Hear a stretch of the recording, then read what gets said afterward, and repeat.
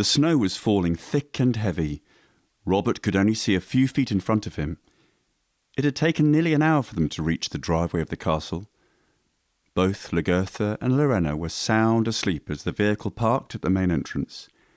Robert picked his daughter up from Lagertha's lap and rested her head on his shoulder. In the castle, he walked the halls into one of the many spare bedrooms.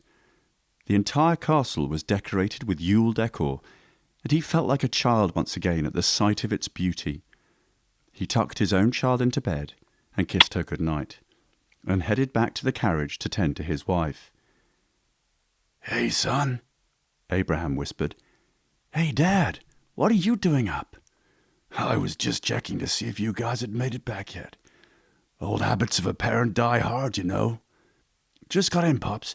I just put Lorena down in one of the spare rooms. She absolutely loved the ballet." "Good. I'm glad you guys had a fun time. I'm going to get back to bed. I'll see you in the morning." Abraham wrapped Robert in his arms. "I love you, son. Good night." Abraham scuffled off back to his room as Robert headed back outside to the carriage where Lagertha was still asleep.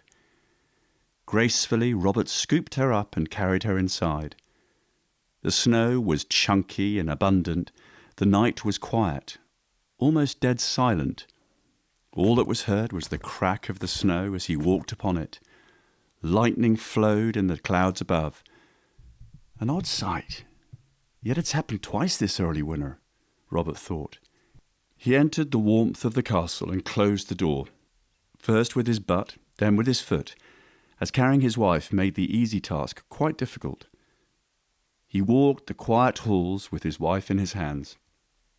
He felt a coziness within the great structure, though the castle was anything but cozy.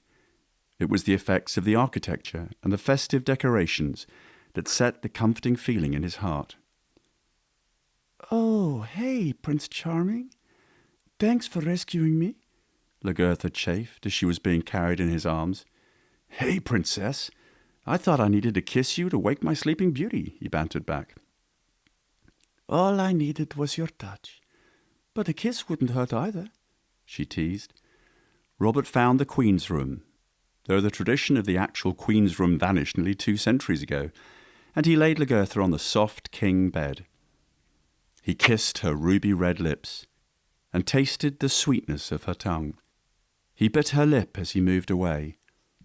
Robert caressed her arm and played with her hair as he whispered words of romance in her ear. He kissed her plump lips again and moved down to her neck. A soft moan left her voice. He slid down the straps of her dress, kissing her shoulders and chest, revealing her sheer rose-coloured bra underneath. He slid the red dress down even further, kissing her stomach and the brim of her panties that matched her top. He removed the dress completely, kissing her inner thigh and finding his way back to her labium. As their lips were locked, she began to unbutton his shirt and feel his sculpted body. Robert tossed her on top of him. Her baby blues pierced his lively green eyes. She gave a coy grin and shimmied off his trousers and pulled at the brim of his undergarment. Lagertha slid her body up until they were face to face. Robert breathed her in. He ran his fingers through her hair and gently down her spine to the clasps of her bra and unhooked it. She let the ruby-red bra flow off her bodice and tossed it to the side and let her breasts feel his chest as their tongues tasted one another. Robert sat up and took hold of her waist and placed her on her back. Lagertha raised her legs as he glided her panties down her thighs, past her toned calves and finally finding their way to the end of the bed. He savoured her lips once more, circling his finger around her nipple and pinching it as it stiffened. He moved himself down to her bosom, kissing one breast while squeezing the other, and ran his lips down her stomach and across her navel, until he found her pink flower. He kissed above and around it as she sighed in bliss. Robert took hold of her legs and slid her towards him. Her mouth opened and her eyes closed as she let out a gasp of air in ecstasy. Their bodies moved together. He felt her as she felt him, and the two were bonded as one. Lagertha wrapped her arms around his neck. She panted for air as she was reaching climax. Their tongues were tied. Her hands ran through Robert's hair, and she pulled it as he reached his ecstasy. Robert looked deep into her blue eyes, and they beamed at one another. I love you, he said, as he brushed her hair behind one ear. She pecked his lips and burrowed herself in his arms as they fell asleep in the silence of the night. The hours of the evening passed, and the snow from the storm accumulated outside the castle, building a wall of ice in the darkness of the winter night. The sky began to boom and light the world with bolts of fire. Robert sprang to alertness at the wickedness of the storm.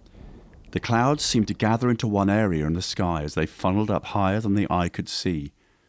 He watched as the lightning circled down the massive cloud and struck the same area time and time again. 40 times he counted, and the firebolts were no more. Robert threw on his trousers he wore to the ballet and crept out into the hall as his wife slept, undisturbed by the storm. He walked down the corridor to where his daughter was sleeping and quietly opened the door to her room and walked in. Lorena slept soundlessly, as was no surprise to Robert. She, like her mother, could sleep like a log through the loudest of sounds. Half the covers were off at the end of her bed. He took the sheets and straightened them out, kissed his daughter on the forehead, and tucked her in once more before he left to check on his sons. Robert walked silently through the halls and inched his way into the nursery rooms, where Idus and Absalom had been sleeping. Both boys were awake. Abe cooed, not from the storm, but from hunger, and Idus was as quiet as a nestled duck. He took the boys in his arms and found his way into the great room, which was filled with embroidered sofas, restored wooden tables, a massive white brick fireplace, and immense arched windows. Robert snuggled the boys into the sofa, gathered some wood, and started a fire. He quickly went to the kitchen and warmed some breast milk that was in the refrigerator, and hurried back to his sons. He tested the contents on his arm to make sure the milk wasn't too hot, and headed back to his boys. Abe was still whimpering, and so he held him in his arms and fed him as the fire crackled next to them. Robert could see a shadow coming towards the great room. It was Lagertha, wearing nothing but the sheets of the bed. "Hey, babe," she spoke softly as she tucked Idus into her arms and cozied up next to Robert. She pulled the bed sheet down that was covering her naked body, revealing her teat, and nursed her son. She stroked his head and quietly sang a song Lorena had made up for him. The sparks flew as the wood splintered in the fire, warming the room with tranquillity as they sat in silence. Robert broke the hush with a whispered voice. I think it started. Lagertha looked confused, not understanding what he meant by the words. "What do you mean?" A new king is to be named. I was watching the storm through our bedroom window and saw lightning strike near the Hoba site, he explained to her. "What does that mean for your father?" It doesn't mean anything. He could live another 50 years until his reign's over. Until his death, he is God's true king, and only then will his successor take the throne, he said. "Still I worry. Your father is a good man, Robert, and I would hate to see him leave so soon. He has done some hard things in his time as king, and dare I say, every action he has taken has led us down the smoothest waters." Lagertha let her feelings be known. "Those are kind words. Words I think he'd like to hear more often. I'll inform him when he wakes. If anything, he'll be delighted to hear of the news. The man is somehow always optimistic. Even when the world seems bleak and full of despair, he's there to say it'll be all right, as he often says, with every passing second, you can choose a new path with a new fate. You're not bound by one choice alone." The shadows grew longer and the weather colder as the night lingered.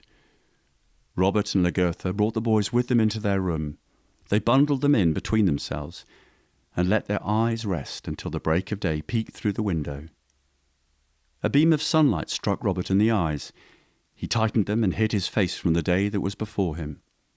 He turned his body away from the light and reached over to his wife and sons, but his hand only found the softness of sheets and not a baby's skin. He tilted the pillow that was over his head to glimpse at the room around him. The sun's orange and red filled the room with radiance. Robert could hear footsteps approaching, getting closer to his chamber. The door swung open and hit the back of the entryway. He felt the weight of the bed shift, and when he opened his eyes, the sweetest face was in front of his own. "Hey, Dad," said Lorena. "Mom said we were going to Hobart today and that a new king will be crowned." "Maybe the new king will be you," he told her. "Girls can't be kings, Dad. Girls can only be queens," she said. "Oh, how silly of me. Of course," he agreed. "Hurry up and get out of bed, Dad. I've been waiting to go all morning," she informed him. Robert rubbed the sleep dust from his eyes and slowly rose to greet the day. He rustled through the drawers of the room and put on a pair of cotton bottoms that hadn't been worn in maybe 10 years. "Good morning, family," he addressed them as he entered the dining hall. "I've assumed you've heard the news, Pops." "Indeed. Wonderful, isn't it? I've done what the Lord has asked, and soon my rule will end. I don't know if I've succeeded or if I've failed, but there's no need to worry about that now. I'll find out when I'm dead," said Abraham in a charismatic tone. "I've not known you to fail at anything, Pops. I'm sure God looks upon you with great favor," Robert praised him. "Like I said, death will fill my questioning mind with answers. Until then, let's go to Hobart and see what our Maker has given us, and who will be my successor." His father spoke joyfully as he reached to fill his plate with the morning's breakfast. The forenoon was served with eggs of all sorts, bacon that was crisp and crunchy, potatoes soft and delightful, pudding sweet to the tongue, and some soda bread. The food filled the room with a delightful air that could be tasted as you breathed it in. "This is wonderful tea, Pops. Is it from the garden?" "Unfortunately, no. It's from Tam O'Brien's farm. The man's soil is made of gold. Everything he grows is absolute perfection. Incredible, really," Abraham expressed in an envious sort of way. "Enough chit-chat about tea, lad. Hurry up and eat your meal and let's get going." "Yes, my king," Robert said in a joking manner, but underneath the tone was sincerity, as he did not know how much longer he could call his father king. He quickly inhaled his meal, trying desperately to enjoy each bite but finding it difficult, as his family was pestering him to be as quick as possible.